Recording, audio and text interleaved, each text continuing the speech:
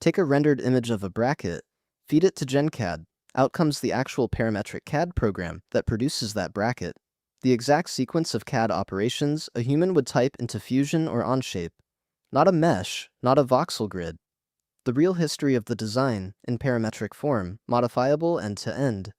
MIT Research, TMLR 2025, 4-stage architecture, 1,700 stars on GitHub, and the pre-trained checkpoints are shipped on Google Drive. Credits up front. GenCAD is the work of Ferdous and Faez Ahmed at MIT. The paper was published in TMLR 2025, Transactions on Machine Learning Research, with the arXiv preprint at 2409.16294 dating back to late 2024. The code lives on GitHub under Ferdous/GenCAD, 1,700 stars, 220 forks, 26 open issues, and 3 pull requests. An active research repo with a real maintainer, not a paper drop that went quiet after publication. Here's the thing that makes GenCAD different from the previous generation of image to 3D models. Most generative 3D papers produce either a mesh or a voxel grid. You get a static shape, fine for rendering, useless for engineering. A real CAD model is parametric. It is a sequence of operations. Sketch a circle, extrude it, drill a hole at this coordinate with that diameter, fill at the edge, change one parameter, the whole model updates. GenCAD produces that command sequence directly. You can hand the output to a mechanical engineer, they change the hole diameter, and the model stays consistent. That is the difference between generated geometry you display and generated geometry you actually use to build something.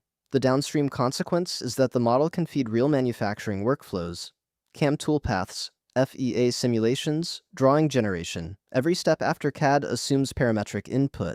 Mesh output models force you to reauthor the design before any of those tools can touch it, which defeats the point of generation in the first place. GenCAD is not one model. It is 4 models trained in sequence and composed at inference time.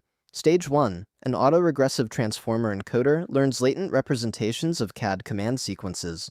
Stage 2, a contrastive model learns a joint image-CAD embedding space. The same trick Clip uses for image text, but applied to image-CAD. Stage 3, a latent diffusion model conditioned on the image embedding generates CAD latents. Stage 4, a decoder takes those latents and produces the actual parametric command sequence. Each stage is independently trainable. Each stage is independently swappable if you have a better one. The modularity matters for research reproducibility. You can keep 3 stages frozen and ablate the 4th. You can swap in a different image encoder upstream without touching the diffusion model. The architecture is engineered for the kind of incremental research progress papers in this area benefit from. Stage 2 is where most of the work happens. The contrastive model takes pairs of images and their corresponding CAD programs, and learns to push their embeddings toward each other while pushing unpaired examples apart. This is exactly how Clip learned to align text and images, applied to a domain where the second modality is not text, but a structured command sequence. The output is a shared latent space where a sketch of a flange and the CAD program for a flange end up in the same neighborhood. That alignment is what makes image condition generation tractable in Stage 3. Stage 3 is the generative core. A latent diffusion model takes the image embedding from Stage 2 as a condition and produces a CAD latent. The diffusion process is the same conceptual thing stable diffusion does. Start from noise, denoise step by step, conditioned on the input. The difference is the latent space. Stable diffusion works in an image VAE latent. GenCAD works in the CAD sequence latent from Stage 1. Same architecture, different latent space, different problem. The end result is a CAD latent that, when decoded in Stage 4, produces a parametric program faithful to the input image. Because diffusion is stochastic, the same input image produces different but plausible CAD programs on each sampling pass. That is a feature. GenCAD can give you 5 candidates from one image, and you pick the one that best matches the design intent. For exploratory work, that is exactly the interaction you want from a generative tool. Setup is Docker first. Build the container, run it. Inference takes an image and a sample count and returns n candidate CAD programs. Each candidate is a sequence of parametric operations you can render to STL, modify, or import directly into a CAD tool. The pre-trained checkpoints for all 4 stages are distributed via Google Drive. The README has the exact links and the expected directory structure. Manual conda setup is also documented if you would rather not run Docker. But the container is the path of least resistance because Python OC core has notoriously painful native dependencies that the container has already resolved.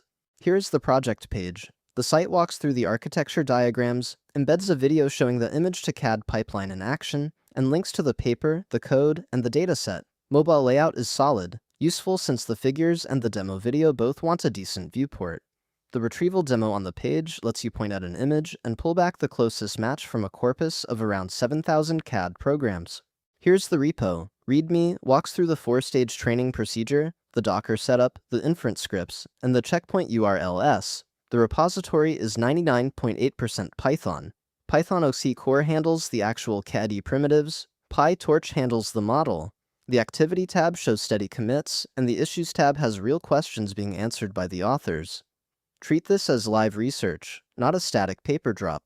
The reason GenCAD is worth your attention is the output format, not the architecture. Diffusion models and contrastive learning are well established. The new idea here is choosing CAD command sequences as the target representation instead of meshes or point clouds. That choice cascades through everything downstream. The output can be edited. The output can be inspected. The output can be inserted into a real engineering pipeline.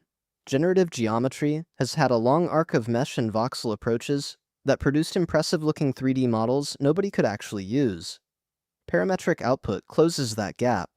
This pattern, generate the source representation instead of the rendered artifact, shows up in other domains too. Code generation works because the model writes code, not screenshots of running programs. Music generation works when the model writes MIDI or scores, not just waveforms. Generative-CAD has been waiting for the same pivot, and GenCAD is one of the cleanest implementations of it. If you work on generative geometry, GenCAD is the cleanest example of choosing the right output representation for engineering use. If you build CAD tools, the contrastive image-CAD embedding is worth reading as a primitive worth borrowing for your own pipelines. And if you just want to play with image-to-CAD generation, the Docker setup and the pre-trained checkpoints make that doable in under an hour on a single GPU. Paper and repo links are in the description.